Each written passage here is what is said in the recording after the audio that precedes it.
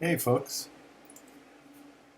The journey continues. The journey to loving God, nature, others, and self. The journey continues. So, this is part 8, and I'm up to junior in high school. We could wind up with hundreds of these videos. I promise I won't do that to anybody, including myself. Excuse me. um, so I had this glorious experience and spiritual experience, peace washed over me, learning, digging, stretching, coming to the conclusion that I could not participate in the military or in not only Vietnam but in any war. I registered for the draft as a conscientious objector. And my basis for doing so was the teachings of Jesus.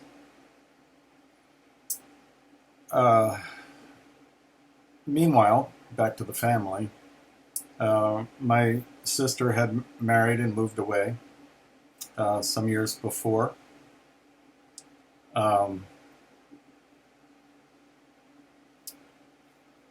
As I mentioned, I went to an all-boys high school. So the opportunity to meet girls during the school year in Baltimore was primarily from attending Catholic Church-sponsored dances. And these dances always had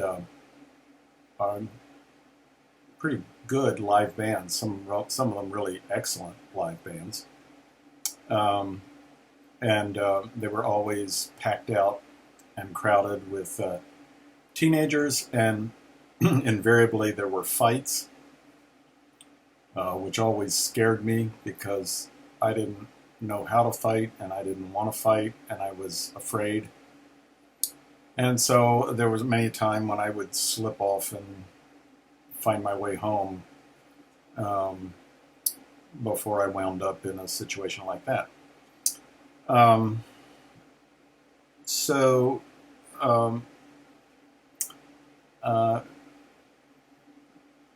that's where I met Betty, was at one of those dances. Betty was she's the oldest of 5 children from a Roman Catholic family that lived in a row house within a short walking distance from the row house in which I grew up.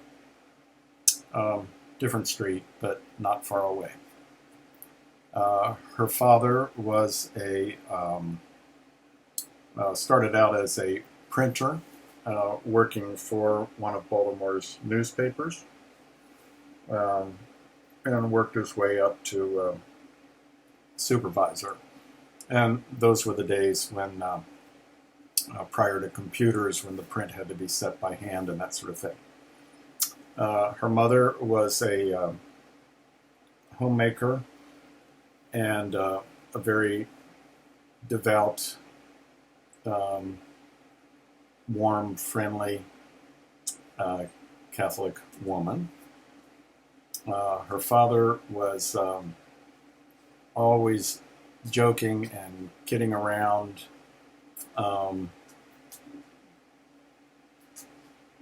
and especially liked to needle me with racist kinds of things. He was a George Wallace supporter.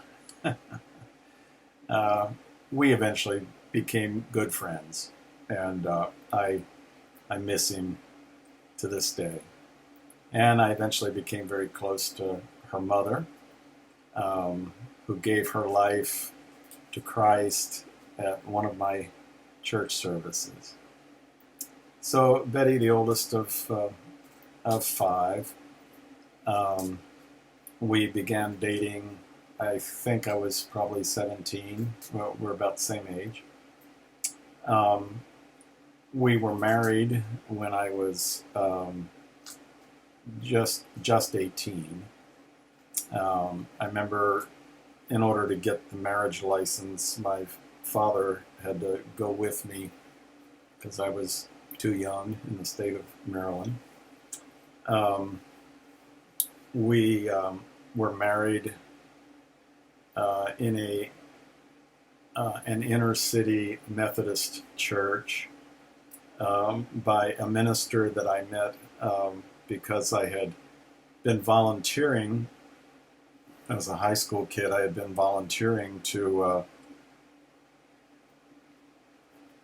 tutor inner city kids, and the tutoring took place in the church that he pastored.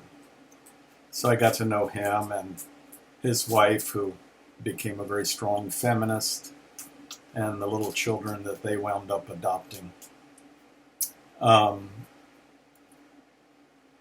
So I graduated from high school.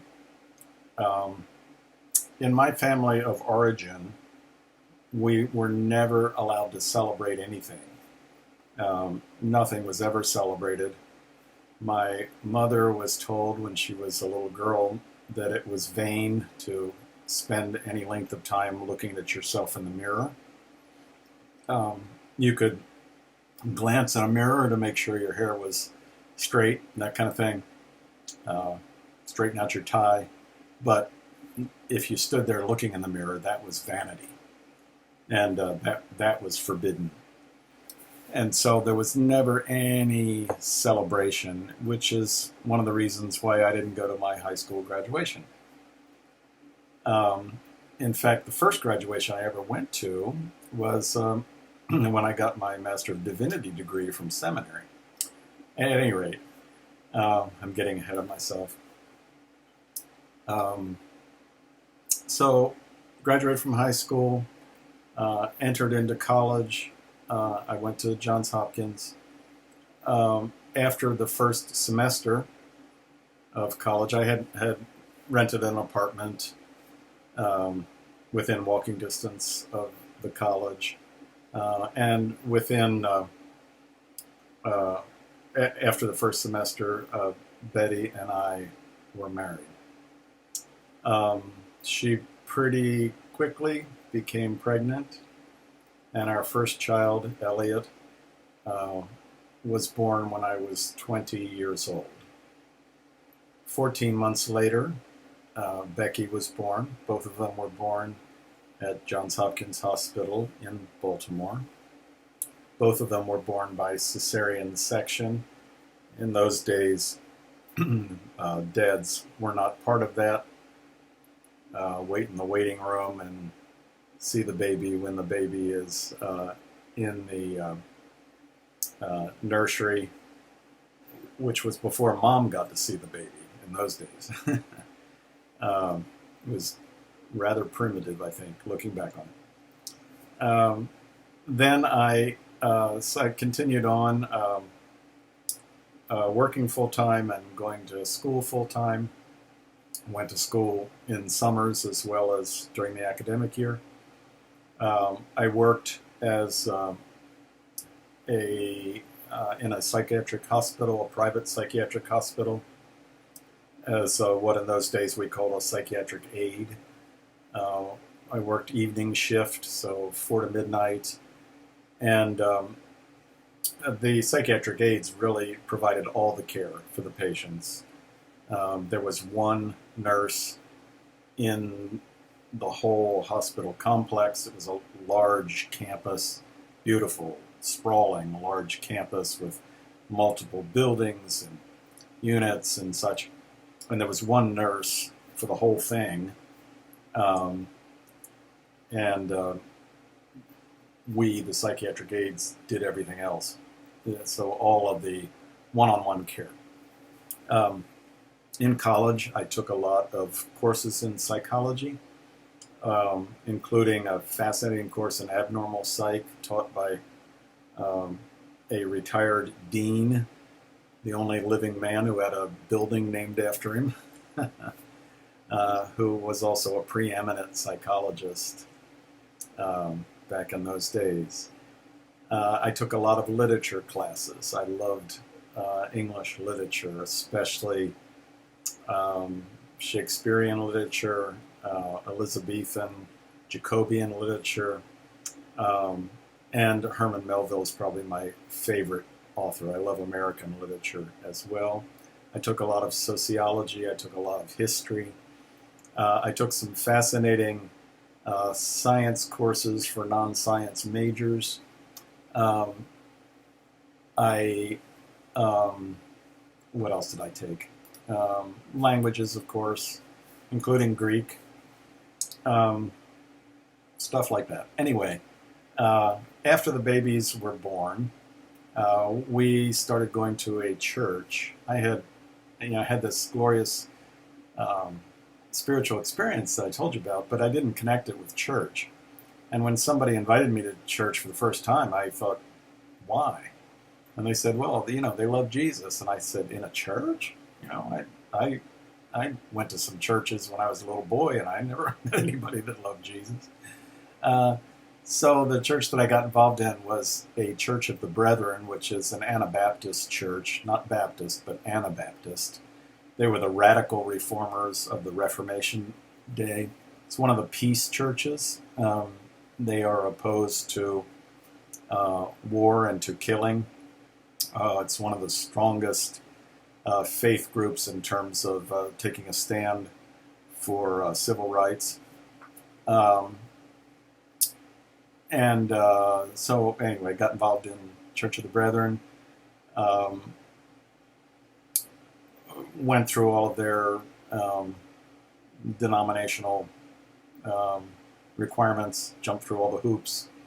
Eventually was licensed as a minister, and then sent off or invited off to rural Minnesota to pastor my first church. I was, 22, 23 years old, something like that, early 20s. I was ordained there. Got there, I think, I graduated from college a little bit early, and so I got there, I believe, in January of 1973, if I'm got my dates straight. That was a culture shock. I grew up in a big city. I spent summers in a scientific community on the ocean, and now here I am surrounded by dairy cattle, southeastern Minnesota, out on the open plains. A little church was not in a town. It was several miles outside of this teeny little town that did not even have one traffic light. Had one little main street that was 1 block long.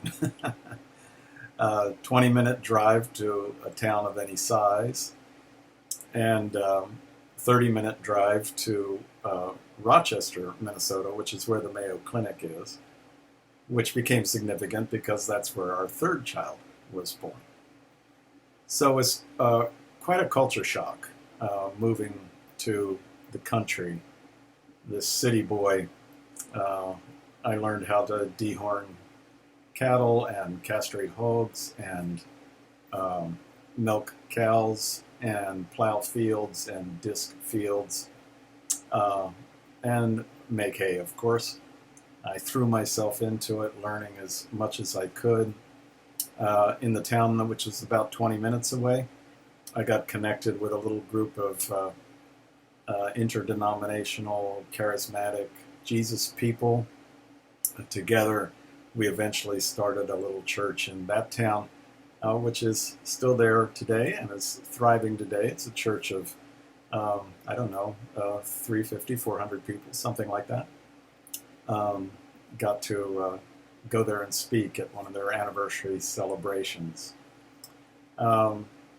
Meanwhile, there was tremendous strain on the marriage that I don't think either one of us recognized, but I completely threw myself into ministry. I completely threw myself into learning about this new environment that I found myself in. Everything from, um, farming to county fairs, the whole bit. And pouring myself into the planting of this new church as well as pastoring the Brethren Church that I mentioned out in the country. I don't think either Betty or I recognized the strain that was putting, but I know looking back on it that it was a particular strain for her because she was taken away from her large, happy, extended family, was in this leaky old farmhouse out in the middle of nowhere in Minnesota, and it gets cold in Minnesota. And there she got pregnant again, and Rachel was born at the Mayo Clinic. So now Rachel's 2 years younger than Becky, so now you've got 3 children, all within the span of 4 years, and all little people. And the care of them fell almost exclusively on Betty. I mean, I loved them, and we would go camping and have fun and that sort of thing, but my time from early morning till late at night, pretty much 7 days a week, was consumed with ministry. And that was a huge mistake, obviously, looking back on it. After 2.5 years, I was invited to take a Brethren church in Colorado Springs. And so we moved again, this time even further from Betty's extended family, and mine also, but mine was much more disconnected than hers was. Moved to the Colorado Springs Church of the Brethren. This was like 1976-ish, right in there. And the Jesus movement was in full swing. And a lot of people had relocated from California to Colorado. There were the mountains and all attracted lots and lots of hippies. And the hippies found Jesus, or Jesus found the hippies. And somehow we all found each other. And so this little Church of the Brethren became packed out with long-haired people with bells and bangles and bare feet and stuff, much to the consternation of the old folks who had been there forever. It was obvious that those two groups weren't going to meld together, which was more the doing of the old group than the new group. But at any rate, I resigned. By that time, I had a relationship with Chuck Smith. I began that when we lived in Minnesota. He was the pastor of Calvary Chapel in Costa Mesa, California. I had gone through the whole Bible with him via cassette tape. And I asked him what he thought of starting a Calvary Chapel affiliated church in Colorado Springs. And he smiled and said, "I'd be delighted to see what God will do." And so we did. And Calvary Chapel of Colorado Springs grew rapidly to become what was at the time the largest church in the city. We were the first church in the region to introduce contemporary Christian music. We hosted contemporary Christian music concerts, which were much different than the concerts today. They weren't shows, they were ministry. Groups that would travel around, stay with us, sleep on sofas, sleep on the floor, eat spaghetti with us. We'd put gas in their tank and they'd go on to the next place. And while they were here, they would sing and share their testimonies and minister to people.